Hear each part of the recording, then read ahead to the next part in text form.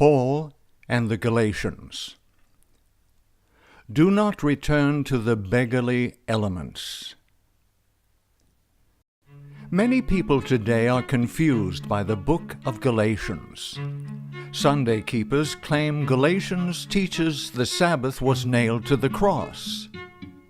Saturday keepers use the same texts to claim Yahweh's feasts are no longer binding.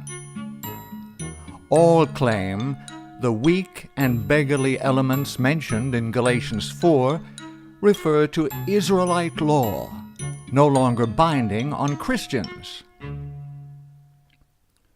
An understanding of the issues involved reveals something entirely different.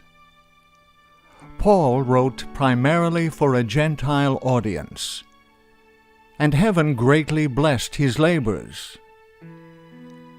The gospel for the uncircumcised, Gentiles, had been committed to me as the gospel for the circumcised, Israelites, was committed to Peter. For he who worked effectively in Peter for the apostleship to the circumcised also worked effectively in me toward the Gentiles.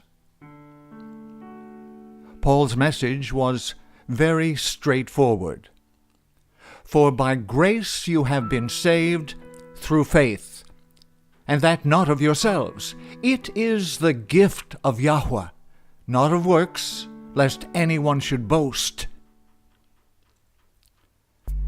Satan sought to disrupt the tremendous success attending Paul's ministry among the Gentiles. He inspired Pharisees who had converted to Christianity to corrupt Paul's message of salvation by faith. The message brought by Christian Pharisees was salvation by works. The Pharisees always added extra laws to Yahweh's law. These extra laws were known as the traditions of the elders. Yahushua repeatedly denounced these Pharisaical additions to the divine law.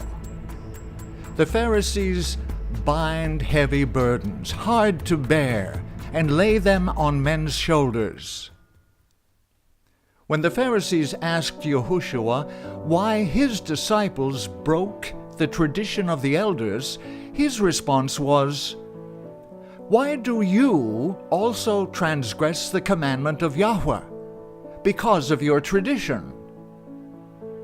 Christian Pharisees, known as Judaizers, taught the Gentile converts that they must be circumcised in order to be saved. And certain men came down from Judea and taught the brethren, "Unless you are circumcised according to the custom of Moses, you cannot be saved."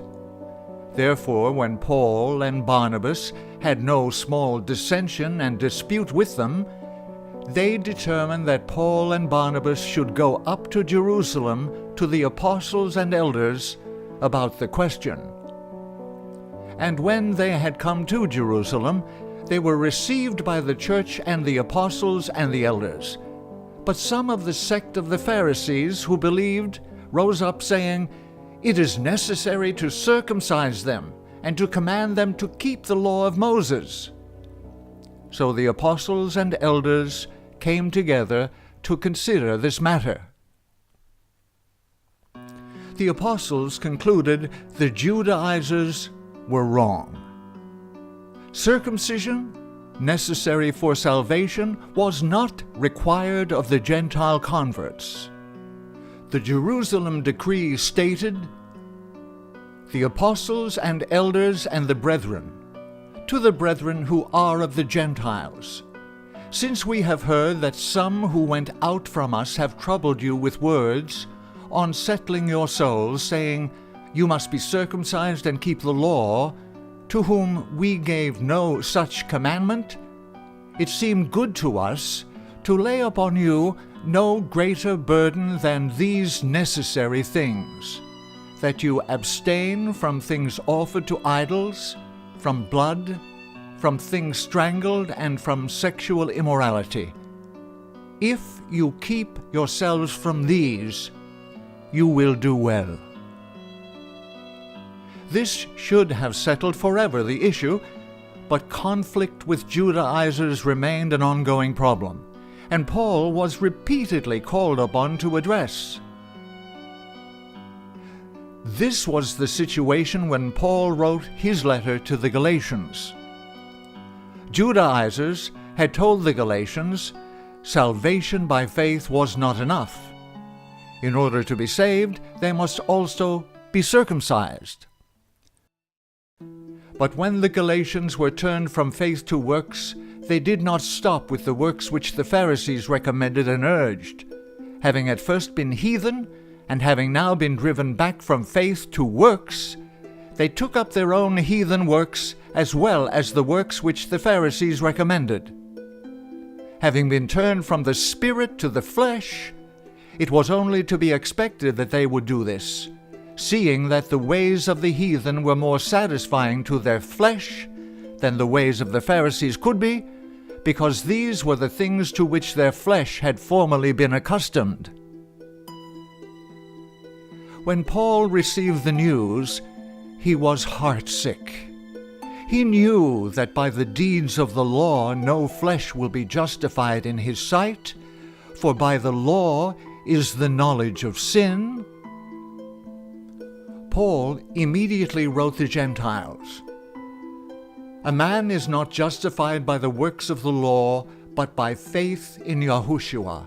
For by the works of the law no flesh shall be justified." O foolish Galatians, who has bewitched you that you should not obey the truth?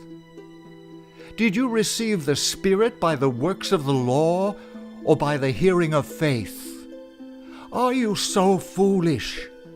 Having begun in the Spirit, are you now being made perfect by the flesh? Paul wanted to reestablish their faith in the merits of the Savior's blood as the all-sufficient sacrifice. No deeds performed by man can save anyone. It is in chapter 4 many become confused by Paul's message to the Galatians. When you did not know Yahweh, you served those which by nature are not gods. But now, after you have known Yahweh, how is it that you turn again to the weak and beggarly elements to which you desire again to be in bondage?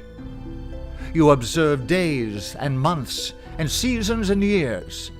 I am afraid for you, lest I have labored for you in vain.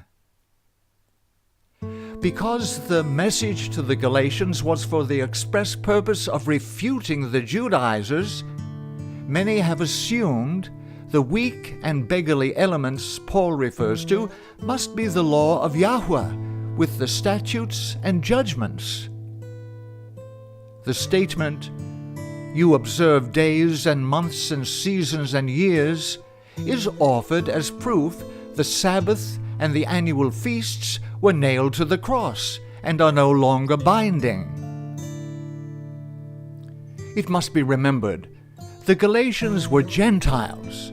The Galatians could not turn back again to something they had never believed in the first place before becoming Christians. Anybody who reads the epistle to the Galatians and thinks as he reads must know that the Galatians were not Jews. They had been converted from heathenism. Therefore, previous to their conversion, they had never had anything to do with any religious custom that was practiced by the Jews. They had nothing whatever in common with the Jews. Consequently, when they turned again to the weak and beggarly elements to which they were willing again to be in bondage, it is evident that they were not going back to any Jewish practice. They were going back to their old heathen customs. Paul loved the divine law. He would never have disparagingly referred to Yahweh's law as weak and beggarly. Rather, he emphatically stated, "The law is holy, and the commandment holy and just and good." The apostle had just stated that before they knew Yahweh, they were in bondage unto them which by nature are no gods. And now, having been turned from Yahweh, they turned again to those things and again to that bondage. And these elements whereunto they were formerly in bondage, and to which they were now again in bondage, were the elements of the world. Some have claimed the lunar Sabbath is wrong by pointing to Paul's admonishment of the Galatians for observing days and months and seasons and years. However, Paul is not saying this. In Yahweh's calendar, there are holy days, festal weeks, and even sabbatical years. But there are no holy months or seasons. Paul was referring to pagan practices, thus confirming the weak and beggarly elements the Galatians had returned to were pagan rites. Among the pagan practices to which the Galatians returned were the observance of certain celebrations. These were the very observances which Yahweh had warned against when the Israelites first entered Canaan. When thou art come into the land which Yahweh your Elohim giveth thee, thou shalt not learn to do after the abominations of those nations. There shall not be found among you an observer of times, or an enchanter, or a witch, or a charmer, or a consulter with familiar spirits, or a wizard. For all that do these things are an abomination unto Yahweh. And because of these abominations, Yahweh thy Elohim doth drive them out from before thee.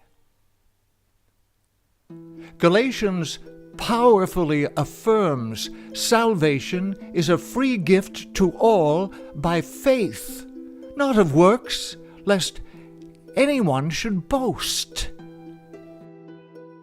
For in Yahushua neither circumcision nor uncircumcision avails anything, but a new creation. And as many as walk according to this rule, peace and mercy be upon them. Paul was specially chosen by the Savior because his deep understanding of the Scriptures enabled him to see much many others could not see. The Christian life changes things. As we prayerfully study the Bible and choose to walk in obedience to that which we find, by grace through faith, we shall become more like Christ.